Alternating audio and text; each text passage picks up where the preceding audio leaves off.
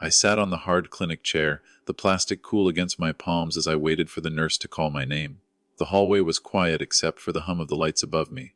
I tried to steady my breathing, but the long wait always made me uneasy. Then I heard a voice I knew too well, my brother's, coming through the thin wall of the consultation room beside me. "He's losing it mentally. You'll see it today." The words didn't hit me all at once. They settled like a slow drop of ice down my spine. I kept my eyes on the floor, staring at the edge of my shoe, pretending I hadn't heard anything. His tone wasn't concerned. It was confident, like he was preparing the staff for something. I shifted in my seat, fighting the slight tremble in my fingers. At 73, I'd grown used to people assuming age meant weakness, but hearing it from him felt different, planned. A nurse stepped into the hallway to grab a chart and paused when she saw me. Her eyes held for a beat longer than usual, as if she sensed I'd heard something I wasn't supposed to. Her expression softened, but she didn't say anything. She simply closed the chart and walked back inside, the door clicking shut behind her. The silence that followed was too clean, too careful. My brother came out moments later wearing a bright smile, the kind he saved for strangers and staff, never me. "You doing okay?" he asked, placing a hand on my shoulder a little too firmly. His touch didn't match the cheer in his voice. He smelled faintly of cologne, the kind he used when he wanted to give the impression of being put together. He acted as if the words he'd just spoken never existed. I nodded slowly, studying the way he watched me. His eyes were sharp, searching, as though he was waiting for me to forget something or stumble over a sentence. He even tapped my knee lightly, as if giving encouragement before a performance. There was nothing brotherly in it. It felt like a test. The nurse returned and called my name, her voice polite but cautious. I rose from the chair, my balance steady enough, yet her hand hovered near my elbow as I stood. My brother stepped back with an eager look, as though he expected the evaluation to confirm his story. As the door closed behind me and I walked toward the testing room, a cold thought settled in my chest. He hadn't been describing a problem. He'd been preparing one. Losing my wife 3 years ago cracked something in me that never fully healed. The house felt too large, the evenings too long, and I stopped noticing small things like the way I shuffled when I walked. My brother stepped into that quiet space with a warm tone and promises to help me stay on top of things. At first, I was grateful. Having someone around made the days feel less empty. He drove me to appointments, sat with me after checkups, and talked about how we'd both age better if we stuck together. I didn't see anything wrong with it then. I let him take over small tasks, renewing prescriptions, picking up groceries, dropping off paperwork. He handled them quickly with a confidence I didn't have at the time. I told myself it was normal to lean on family when grief made everything feel heavy. But little by little, the help began to tighten into something else. He rearranged a few of my accounts for convenience, moving bills online so he could manage them easier. I didn't question it.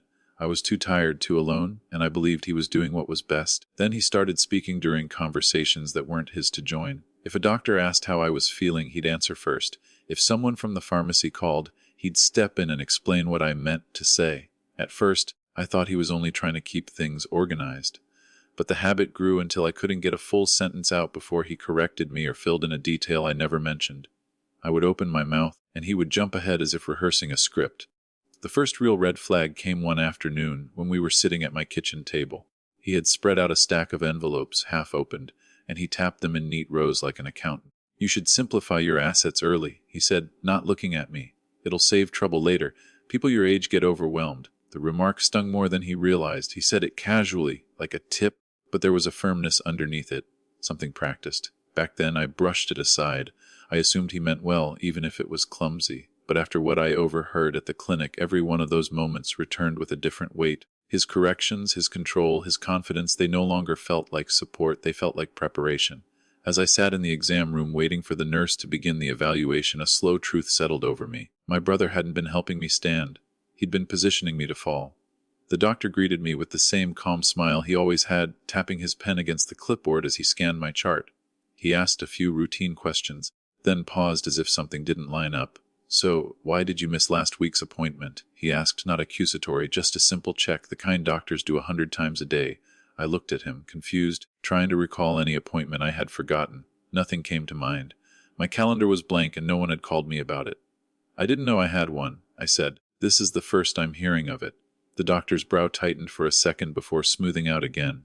He nodded, not arguing, but the small hesitation stuck with me. Before I could ask anything more, my brother stepped in with practiced ease, his tone bright, almost rehearsed. "I reminded you twice," he said, placing a hand on my shoulder like he was steadying me. "You must have forgotten." It happens. The doctor accepted the explanation too quickly, probably thinking he was helping us avoid embarrassment.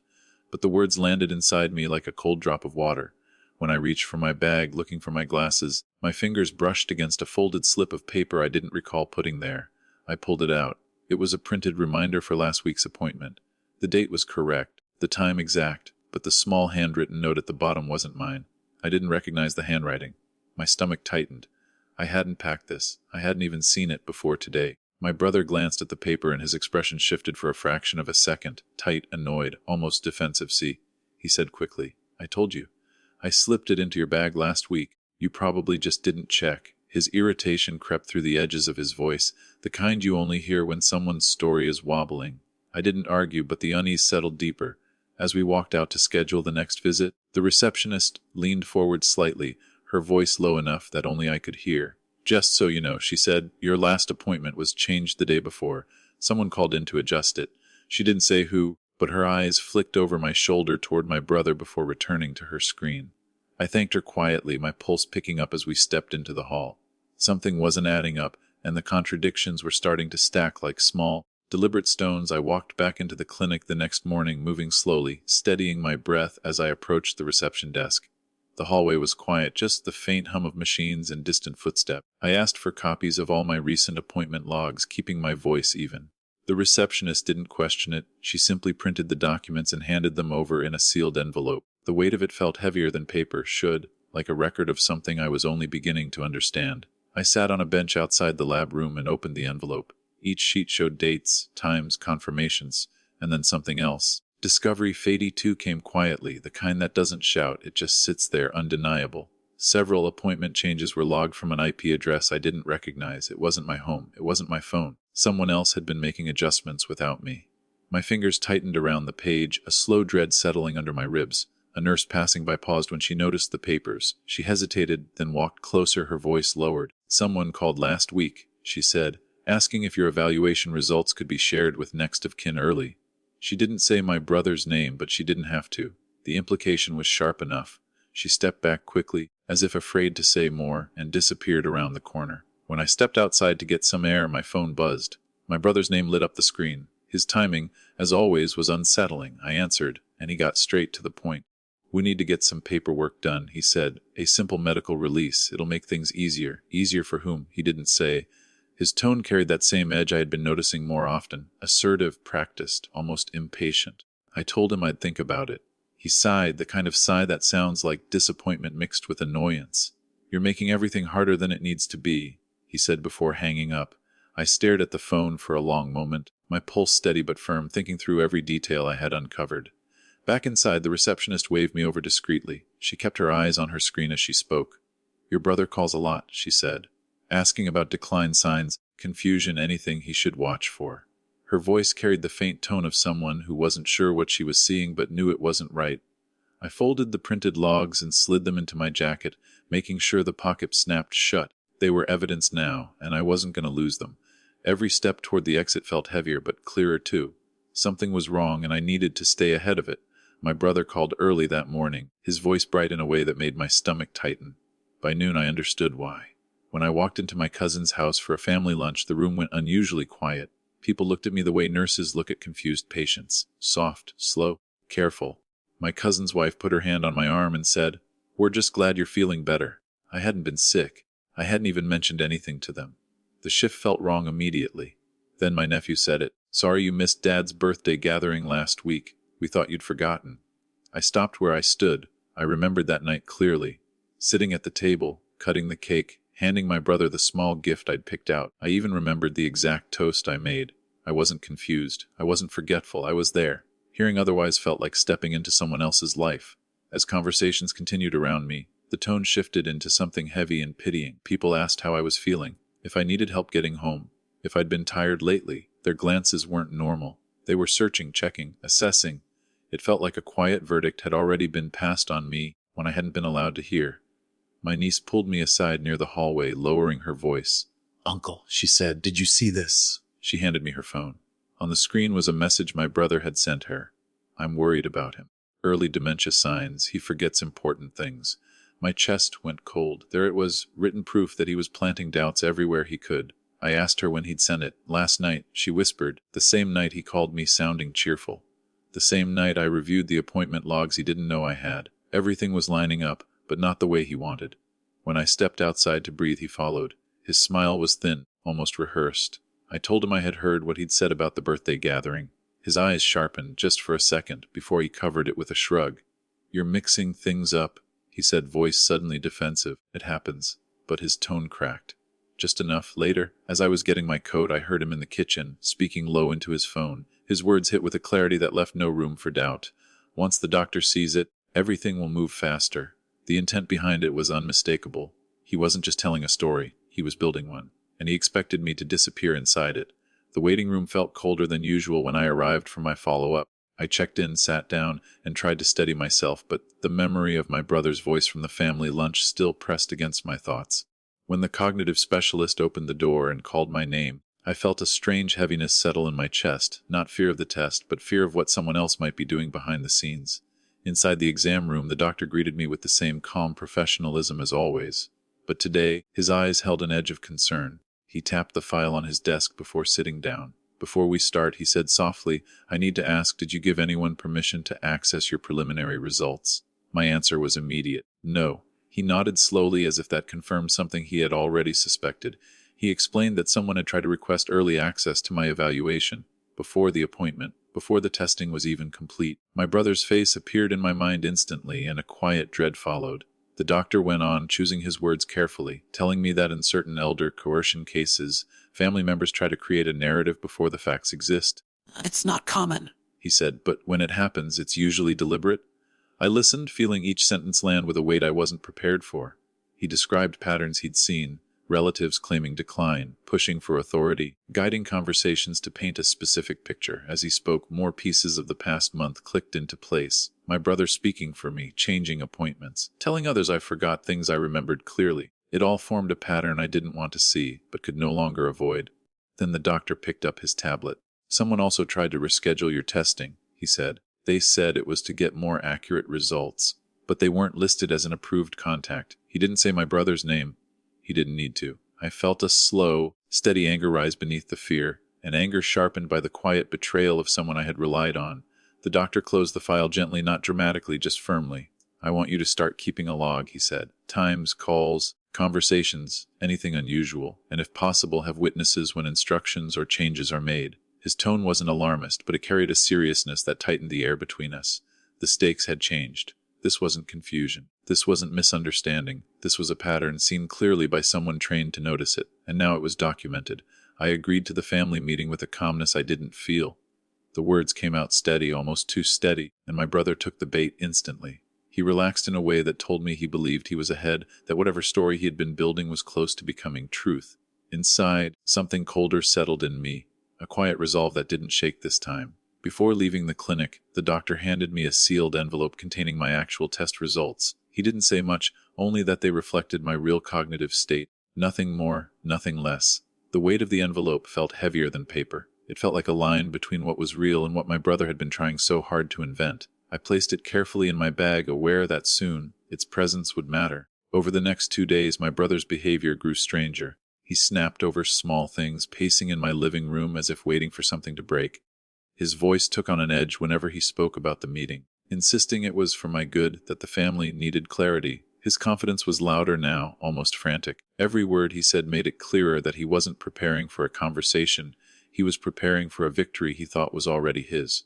A neighbor stopped by with a bag of groceries and paused when she saw my brother leaving the house. After he was out of sight, she shook her head. "He was telling someone on the phone you can't manage your affairs anymore," she said. She didn't sound angry. She sounded sad. I felt something shift inside me, a small, precise anger that settled low and steady. It wasn't rage, it was clarity. That night, I laid everything out on my table: the appointment logs, the messages from family, the printed records with unexplained changes, and the notes I'd taken. Each piece told a part of the story I had been living through, even when I didn't realize it. I organized them into a folder, the pile growing thicker than I expected. This time, I wasn't documenting for my own understanding, I was preparing to show it. The morning of the meeting, the clinic's parking lot was already half full. I could see my brother ahead of me, speaking animatedly to two relatives, using his hands, shaping the narrative one last time. I walked slowly, steady, aware of exactly what I was carrying and what it meant. Inside, the family gathered in a small consultation room. They greeted me with a mix of concern and caution, the kind that comes from being told only one version of a story. I took my seat. The stage was set. The room felt too small the moment the door closed. My brother sat across from me, legs bouncing, eyes scanning the faces around the table as if he were checking which ones he already believed belonged to him. He didn't waste a second before speaking. "Before we begin," he said, projecting concern, "I need to address something serious about my brother's memory. It's been declining for months." His voice was firm, almost rehearsed. I watched a few relatives shift in their seats, unsure but willing to trust him. He counted on that hesitation. The doctor let the silence settle before reaching for the sealed envelope in his hand. He didn't look at me or my brother, he looked at the family, neutral, clinical calm. Then he opened it. The soft tear of the paper was louder than anything anyone had said. He unfolded the report carefully. "I reviewed the results myself," he said. "This is the official cognitive evaluation." My brother straightened, ready to claim control of whatever came next. The doctor began reading aloud. "Cognitive function normal. Memory normal. Executive function stable. No evidence of cognitive decline." His voice floated through the room without urgency, but every word hit with precision. My brother stopped moving. His leg froze mid-bounce. For the first time, he didn't have a script ready. The lie he had shaped so confidently cracked in the air between us. A relative looked over at him. "But you said," she started before falling silent. My brother leaned forward, forcing out a shaky laugh. "That can't be right. He's been confused, misplacing things, forgetting dates." I slid the folder onto the table. "These are the logs of every appointment changed without my consent," I said quietly. "And messages you sent claiming I missed events I didn't." The room shifted. Heads turned toward him. His face tightened as he scanned the pages. Each contradiction was printed in black and white. He tried again. "I was trying to help," he snapped, voice cracking at the edges. "I needed someone competent to handle things before you." He stopped mid-sentence, realizing what he had admitted. The family's expression changed, not confusion this time, but recognition. The doctor reached for his tablet and began typing. "I need to document this behavior," he said. His tone didn't hold judgment. It didn't need to. The truth was already laid bare. The room grew painfully still. My brother looked around, searching for anyone willing to defend him. No one spoke. The doctor finished typing his notes and asked me to step into the hall while the staff prepared the formal documentation. The air outside the room felt colder than it had an hour earlier. A patient advocate approached with a clipboard, speaking in a steady, practiced tone. "We'll be filing elder manipulation and misinformation reports based on what was said today," she explained. There was no surprise in her voice. She had seen situations like this before. But hearing those words directed at my own brother settled heavily on my chest. She handed me a printed statement to review. My name, his name, the timeline of incidents. It was all there in clean, unemotional language. When I signed it, a small part of me felt like something was finally being acknowledged. Another part felt like something in my family had snapped for good. The advocate assured me the hospital would block all non-authorized access to my records. "Your brother will no longer be able to call for updates," she said. It should have been comforting, but it carried a quiet sadness with it. Minutes later, my phone buzzed. It was my lawyer. His voice was calm, but the content wasn't. "I received 2 financial inquiries from someone claiming to represent you," he said. Both were rejected, but they raised concerns. I stood still, listening to my own breathing while he listed the dates. Each one matched a week when my brother had pushed harder about my decline. The pattern was unmistakable now. When I returned to the waiting area, some relatives were already whispering among themselves. A niece avoided eye contact altogether. A cousin pulled me aside and murmured, "I'm sure he meant well." Another shook his head and walked out without saying anything.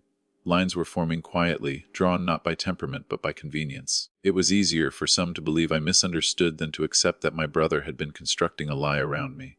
By the time I reached home, the emotional weight finally settled. It wasn't anger. It wasn't shock. It was something heavier, an ache that came from realizing someone you trusted had been working behind the scenes to take control of your life.